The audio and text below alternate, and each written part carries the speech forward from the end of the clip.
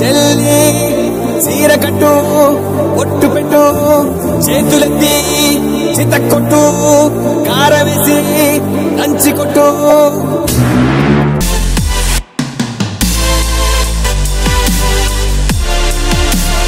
దీపమెట్టే సెల్లమ్మారా ఆకలేస్తే అన్నమెట్టే అక్కోనూరా అన్నమచ్చే ఆశ వచ్చే మల్లమ్మలు రుద్రమ్మలు ఐలమ్మలు మా అమ్మలు పోరంటే ఎదురొచ్చే తెలుగు వీర మహిళలు అన్నమచ్చే ఆశ వచ్చే అమ్మసాడు బిడ్డలంతా నిమ్మడంగా ఉండిపోదే కర్మంటూ గడ్డంతా సీకట్లో జారిపోదా అన్నమచ్చే ఆశ వచ్చే అక్కలకు దిక్కలేసే 15 ఏళ్ళు బట్టి తెలుసు. ఈ 15 ఏళ్ళు ఆయన ఏం చేశారో ఎలా చేశారో అన్నీ చేయబట్టి నేను సోషల్ సర్వీస్ కూడా అప్పటి నుంచో మొదలెట్టాను. అన్నయ్య ఇలా చేస్తాం మనం అని అంటే నాకు తెలిసినవి 4 పనులు, ముఖ్యమైన పనులు సామాన్య ప్రజలకి ఎలా చేయాలో, ఏ రకంగా చేయాలో అర్థమయ్యేటట్టు చెప్పారు. నాకు మిమ్మల్ని పిలిస్తే మీకు ఒక పదవి ఇచ్చి మిమ్మల్ని గౌరవిస్తున్నాం అంటే మా గొప్పతనం కాదు. నీ వెనకాల డివిజన్లో ఉన్న మనుషులు, నీ వెనకాల ఉన్న ప్రజలు, ఆ ప్రజలు నిన్ను ఆదరిస్తున్నారంటే దీనికి ఒక లీడర్షిప్ రావాలన్నారు. మొన్న కూడా ఒక 2 నెలల క్రితం ఆయన దగ్గరికి వెళ్ళా. ఇలా వెళ్తే ఇలా చెయ్యాలి, రాజకీయం అంటే ఇలా ఉండాలి అని మంచి చెడ్డ చెప్పి అలా కాదనే మనం ఇలా చేస్తున్నాము ఇలాగ అంటున్నారంటే అది కాదు. నీ కర్తవ్యం ఏంటో నువ్వు కూర్చో, ముందు నువ్వు లీడర్గా ఎదగాలో లేదో చూసుకో అని చెప్తారు. రాజకీయం అయితే నేను ఆయన దగ్గరికి వెళ్ళాకే నేర్చుకున్నా. ఎందుకు నేర్చుకున్నా అంటే నేను వెళ్ళినప్పుడు నేను మేయర్ గారి దగ్గర 2 ఏళ్ళు మేనేజర్గా చేశాను, అలాగే బుచ్చన్న దగ్గర చేశాను, అలాగే నాని గారి దగ్గర చేశా. వీళ్ళందరూ కూడా నాకు వాడుకున్న వాళ్ళే కానీ నాకు ఆసరా ఇచ్చిన వాళ్ళు ఎవరు కనపడలేదు. నేను గుండెల మీద చేసుకొని చెప్తున్నా, అన్నయ్య నేను ఇది చేస్తున్నానంటే నన్ను డెవలప్ చేసుకుంటా, ఆయన కార్యక్రమాలు ఎలా చేయాలంటే నన్ను డెవలప్ చేసుకుంటా, ఈ రకంగా చేయరా అని చెప్పి నన్ను నడిపించి అన్ని రకాలుగా కూడా ముందుకు నడిపిస్తున్నారు. ఇప్పుడు ఎందుకే నేను చేయవలసిన కారణం ఏంటంటే 1 వారం క్రితం నాకు చిన్న డిస్కషన్ జరిగింది. ఓకే, మీరు నిజంగా వైసీపీ కార్పొరేటర్లు అయితే నాకు ఒక్క రేషన్ కార్డు ఇప్పించండి, మీ జెండా పట్టుకొని తిరగకపోతే అడగండి అని చెప్పా. ఈడేంట్లో ఒక రేషన్ కార్డు అడుగుతున్నాడు, దాన్ని ఇప్పిస్తే వెనకాల తిరుగుతాను అన్నారు. దానికి లేదు నేను చెప్తా. మనం ఇంటి దగ్గర పెళ్లి చేసుకుంటున్నాం, మనకు మ్యారేజ్ సర్టిఫికేట్ ఎవరికైనా వస్తుందా? ఎవరైనా తెచ్చుకోగలవా మ్యారేజ్ సర్టిఫికేట్? మ్యారేజ్ సర్టిఫికేట్ ఉంటేనే రేషన్ కార్డు అంటున్నారు. వీళ్ళ పరిస్థితులు చూసి రేషన్ కార్డు లేని పేదవాళ్ళకి కార్డు వచ్చే వరకు 5 కేజీలు సన్నబియ్యం ఇస్తున్నాను నేను. అది నాయుడు స్ఫూర్తితో, మా కాపు సంక్షేమ సేన స్ఫూర్తితో నేను 5 కేజీల బియ్యం సన్న బియ్యం ఇస్తున్నాను రేషన్ కార్డు లేని పేదవాళ్ళకి. కార్డు వచ్చే వరకు చేస్తున్నాను కూడా డొక్కా సీతమ్మ గారు నాకు స్ఫూర్తి అండి. ఆ డొక్కా సీతమ్మ గారి స్ఫూర్తితో మన పవన్ కళ్యాణ్ గారు ఒక మాట అన్నారు, నేను గనక మన పార్టీ అధికారంలోకి వస్తే డొక్కా సీతమ్మ గారి క్యాంటీన్ ఏర్పాటు చేస్తా అన్నారు. ఆ ఒక్క మాట కోసమే నేను ఈ జనసేన, జై జనసేన, జై జనసేన. ఒక్కసారి మా అమ్మ అంటే నన్ను కనిపించలేదు కానీ 100 సంవత్సరాలు అయింది ఆవిడ కాలం చేసి. జయ హో డొక్కా సీతమ్మ తల్లి, జయ హో, జై శ్రీరామ్. Thank you.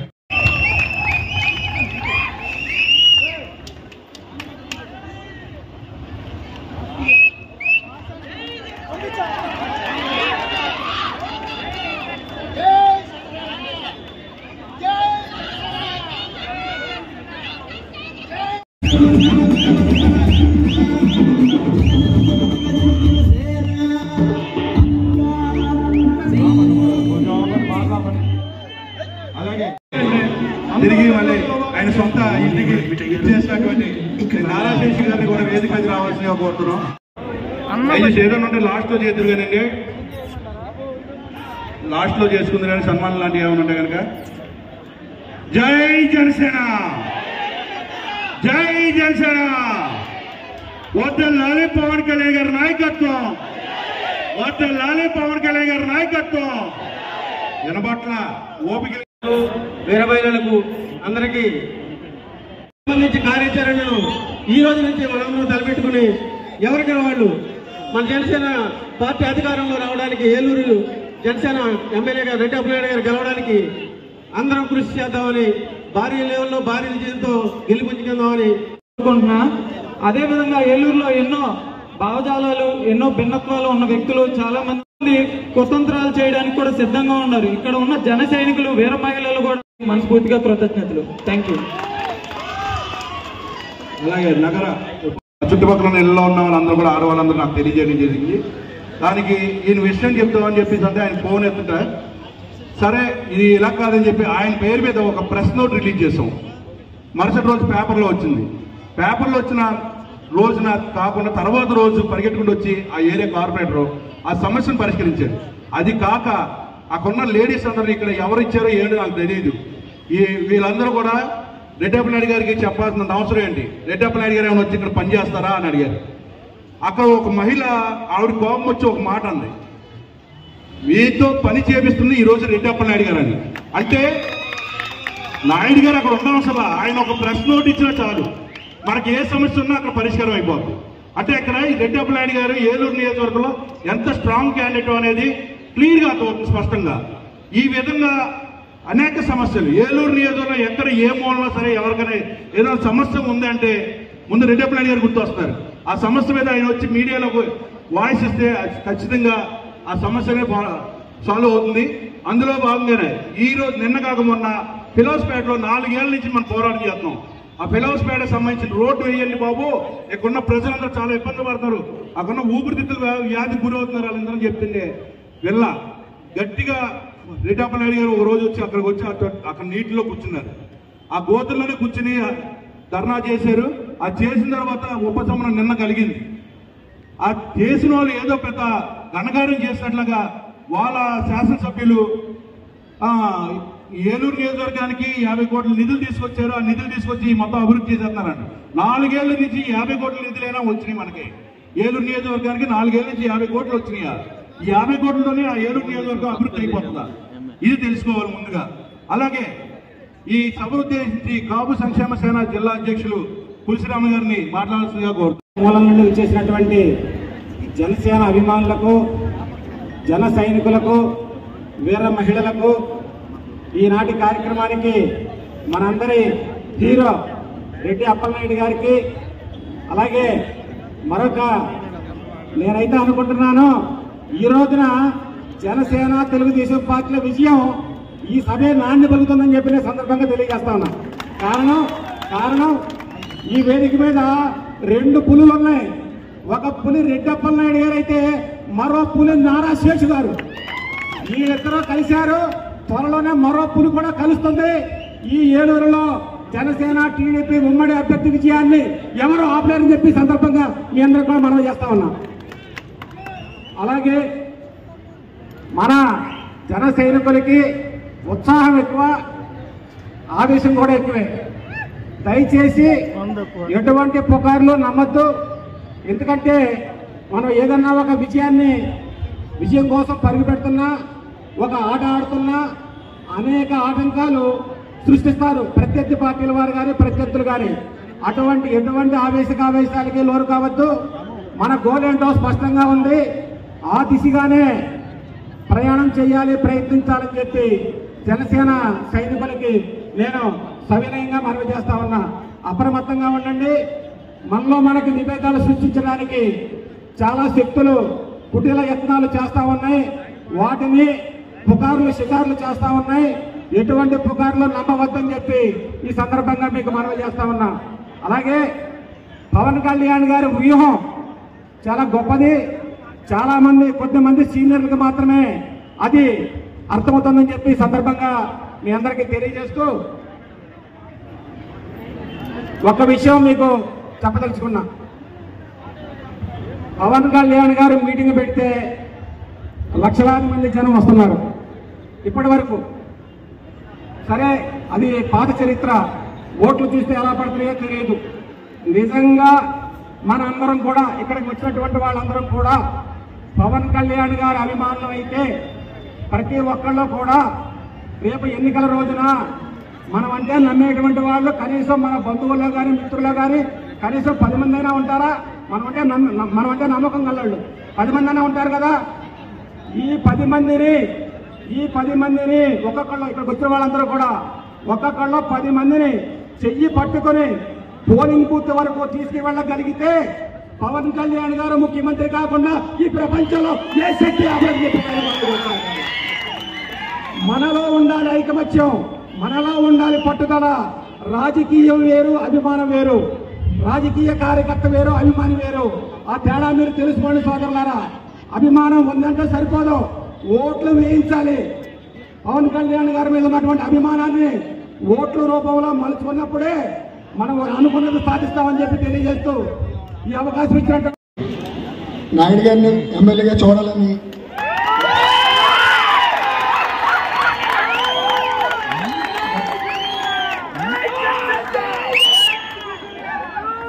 2019 నుంచి ఈ రోజు వరకు పార్టీని అంటిపెట్టుకుని కష్టపడి పార్టీని ఒక పొజిషన్లో ఉంచారు అప్పలనాయుడు గారు. దానికి నా కృతజ్ఞతలు తెలుపుతున్నాను.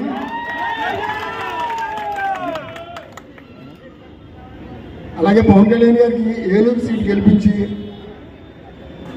అలాగే పవన్ కళ్యాణ్ గారిని సీఎంగా చూడాలని కోరుకుంటూ సెలవు తీసుకుంటాను.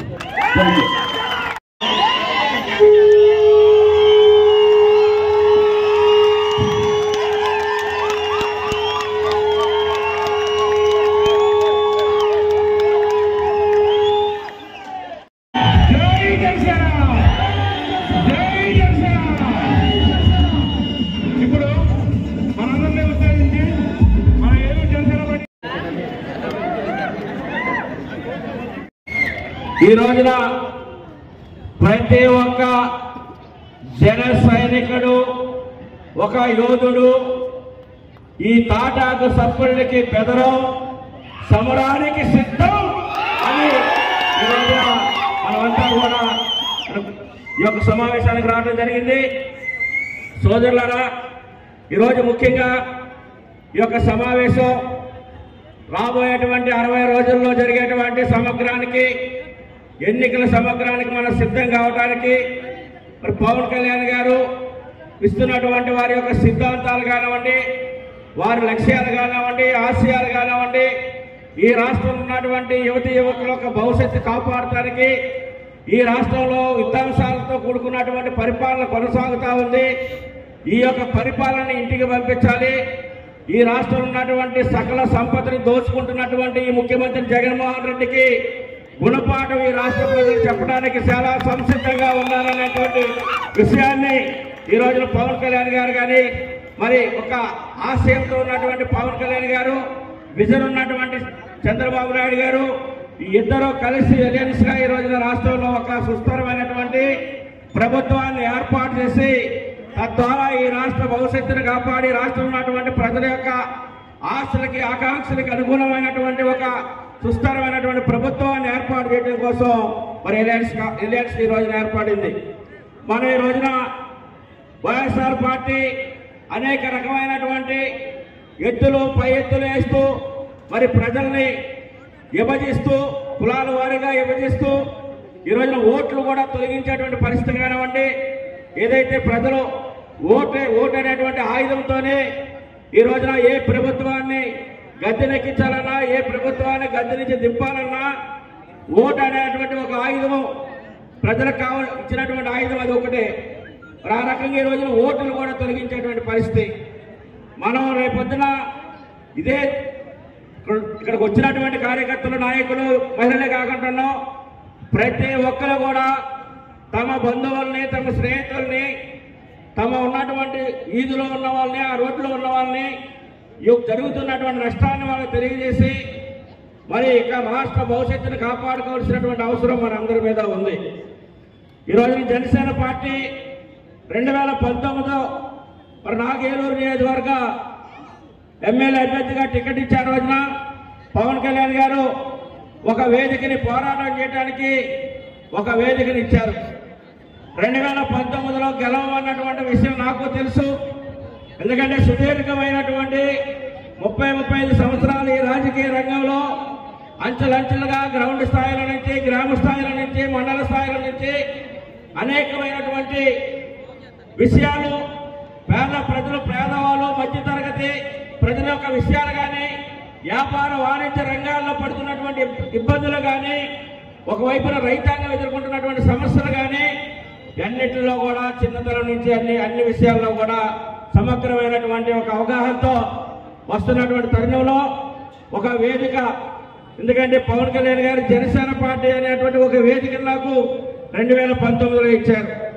తదుపరి ఎలక్షన్ అయిన తర్వాత 16,681 ఓట్లు వచ్చినప్పటికీ ఎలక్షన్ అనంతరం మరి ఏలూరు నియోజకవర్గ ఇన్ఛార్జిగా ప్రకటించి మీరు ప్రజల పక్షాన పనిచేయండి, ప్రజా సమస్యల మీద ఈ ప్రభుత్వాన్ని నిలదీయండి, లోకల్గా ఉన్నటువంటి సమస్యలను ప్రశ్నించండి, పార్టీ బలోపేతానికి మీ రీతిలో మీరు పార్టీని బలోపేతం చేయడానికి కృషి చేయండి, ప్రణాళిక వేసుకోండి, ఒక ఆలోచన విధానంతో నడవండి అన్నటువంటి ఒక వేదిక నాకు ఇవ్వడం, మరి నాకు సహకారంగా నాతో పాటు జన సైనికులు, జనసేన పార్టీ ఉన్నటువంటి నాయకులు, వీర మహిళలు దాదాపు ఈ యొక్క 57 నెలలు కూడా సమిష్టిగా అందరూ కూడా పనిచేశారు.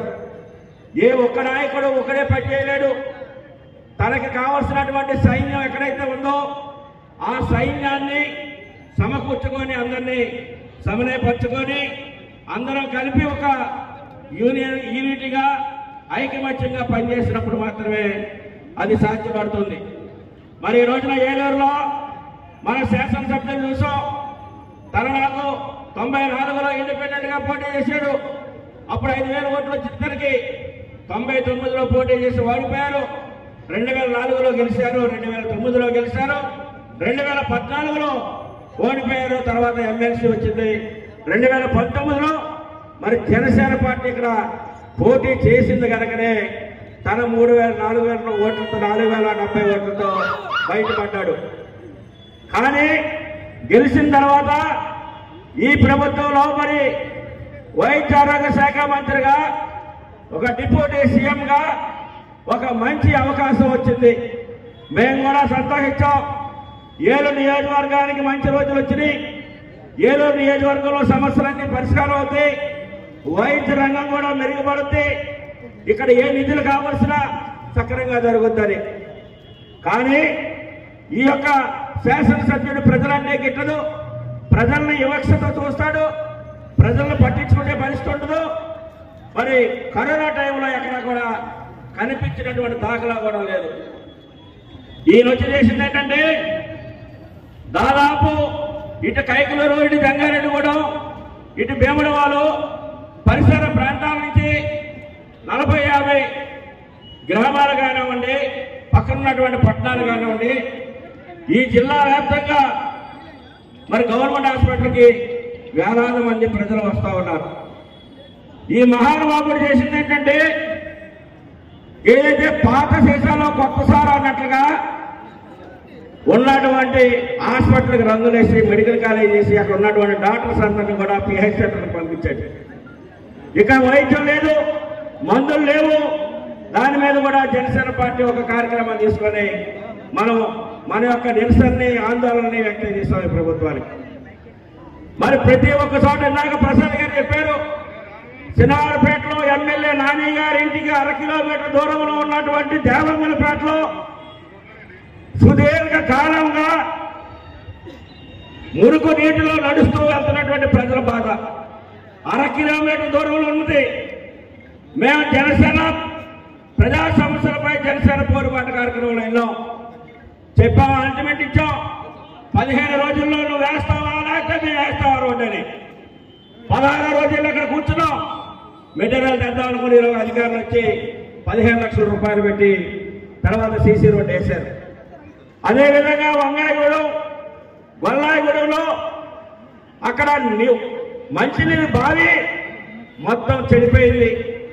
మురుగు కాలువ వ్యర్థాలతో నిండి ఉంది, దోమలు విపరీతమైన ఉన్నాయి, వాసన కొడతా ఉంది. అక్కడ ఎన్నో సంవత్సరాలుగా ఈ ఎమ్మెల్యే నానికి ఓట్లు వేసినటువంటి ప్రజలంతా కూడా కనీసం ఆ సమస్య ఒకటి పట్టించుకోలే. అక్కడ ఉన్నటువంటి మన నాయకులు మన దృష్టి తీసుకొచ్చారు.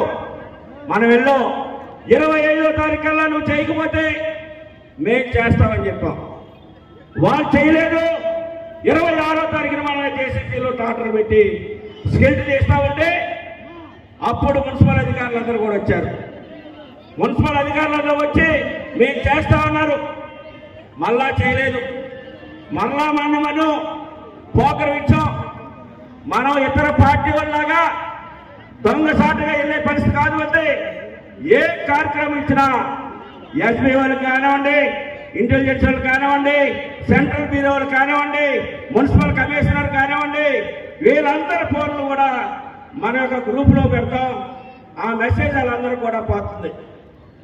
మనం ఏదైతే మళ్ళీ కార్యక్రమానికి చెల్లామో వెళ్ళేటప్పటికి అక్కడ జేసీపీలు మిషన్లు ఉన్నాయి. అదే జనసేన పార్టీ ఒక పోరాటం ఎమ్మటే అక్కడ వర్క్ మొదలైంది. మొన్న వారం రోజుల క్రితమే ఆమదాల ప్రసంగాల్ని అక్కడ శానిటరీ లేదు, కామన్ సైట్ కబ్జా చేస్తున్నారు. అక్కడంతా దోమలు, సాయంత్రం అయితే గంజా తాగేవాళ్ళు, మందు తాగేవాళ్ళు, ఎలక్ట్రిసిటీ లైట్లు లేవు. అక్కడ ఉన్నటువంటి మన నాయకులు లక్ష్మణ గారు మన లిస్టు తీసుకొచ్చారు. వెళ్ళాం, అక్కడ కార్యక్రమాన్ని చేసాం. మన మెసేజ్ పోలీస్ డిపార్ట్మెంట్ అందరూ కూడా వెళ్తుంది. మనం వెళ్ళక ముందు వాళ్ళు భాషపేటలో ఆడుకొని అక్కడికి వెళ్ళారు. పీల్చేటువంటి వ్యక్తి రోడ్లు వేస్తున్నారు, ₹1 కోటి పెట్టండి. పిలాస్పేట దగ్గర ఆర్ఎన్బి రోడ్ అది ఇవాళ ప్యాచ్ వర్క్ చేస్తా ఉన్నారు. చిన్న వర్షం పడితే ఇప్పుడు 2 సార్లు ప్యాచ్ వర్క్ చేశారు. చిన్న వర్షం పడితే మళ్ళీ పోతే ప్యాచ్ వర్క్ల పేరుతో ఉన్నటువంటి డబ్బులన్నీ కూడా లూటీ చేస్తా ఉన్నారు. ఇవాళ ఎక్కడా కూడా చిన్నవారిపేట కాజువై లోపించి చిన్న వర్షం వస్తే నాగిరెడ్డి కూడా అక్కడ ఎత్తితే ఇక్కడ రాకపోకలు ఆగిపోతాయి. ఇదే ఎమ్మెల్యే అడావుడిగా శిలాపలక వేసినటువంటి పరిస్థితి, దాని జోలికి పోయినటువంటి పరిస్థితి. దాని మీద కూడా మనం ఒక నిరసన కార్యక్రమాన్ని తెలియజేశాం. ఈ రోజున ఎన్ని వేల కోట్ల రూపాయలు ఉన్నా, లక్షల కోట్ల రూపాయలు ఉన్నా చివరిగా పోయేది శ్మశానానికి. చివరి ఘట్టమైనటువంటి శ్మశానం. ఆ శ్మశానం వాటికలో కూడా అడవిని తలపించేటువంటి చెట్లు. ఎవరైనా మనిషి మరణించిన తర్వాత అక్కడికి వెళ్ళి ప్రశాంతంగా దహన సంస్కారాలు చేయాలంటే కనీసం 10 నిమిషాలు అక్కడ కూర్చునేటువంటి పరిస్థితి లేదు. దాని మీద జనసేన పార్టీ మరి మార్తి నగరం దగ్గర ఉన్నటువంటి శ్మశాన వాటికి కానివ్వండి, తూర్పులో ఉన్నటువంటి శ్మశాన వాటికి కానివ్వండి, అదేవిధంగా వెంకన్న చెరువు. ఈ రోజున మనం రాజమండ్రి కానివ్వండి, విజయవాడ కానివ్వండి, తిరుపతి కానివ్వండి, వైజాగ్ కానివ్వండి, ఒక సుందరమైనటువంటి పార్కు వాతావరణం ఉన్నటువంటి శ్మశాన వాటికలు అక్కడ ఉంటే ఈ సిగ్గు లేనటువంటి, బుద్ధి లేనటువంటి ఈ ప్రజాప్రతినిధులు ప్రజల ఓట్లతో గద్దెనెక్కి వస్తున్నటువంటి జీతాలు తీసుకొని ఈ రోజున ప్రజల సమస్యలు పట్టించుకున్నటువంటి పరిస్థితి లేదు. ఇట్లా ప్రతి ఒక్క విషయం మీద జనసేన పార్టీ నిరంతరం కూడా మనం ప్రశ్నిస్తా ఉన్నాం. ఈ రోజున శ్రీకృష్ణదేవరాయ స్కూలు 2020లో శిలాపలకం వేసేది ఇదేనా అని ఈ రోజుకి వచ్చి అక్కడ కనీసం చిన్న రోడ్డు వేసినటువంటి పరిస్థితి లేదు. శ్రీకృష్ణదేవరాయలు అంటే మరి ఎంత ప్రకృతి ఉన్నటువంటి పేరు ప్రఖ్యాతులు ఉన్నటువంటి ఒక పరిపాలన చేసినటువంటి వారి పేరు పెట్టి బాల బాలికలు అక్కడ చదువుకున్నటువంటి విద్యార్థులు ఎంతో మంది రోజు వచ్చినటువంటి చాలా రద్దీగా ఉండేటువంటి రోడ్డు అది. కానీ ఇంతవరకు లేదు. 50 కోట్ల రూపాయలు ఏమైనా చెవులుండి ఇళ్ళగలిగితే 50 కోట్ల రూపాయలు ఉపాధి స్కీమ్లో వస్తే 7 విలేజ్లకి ఈ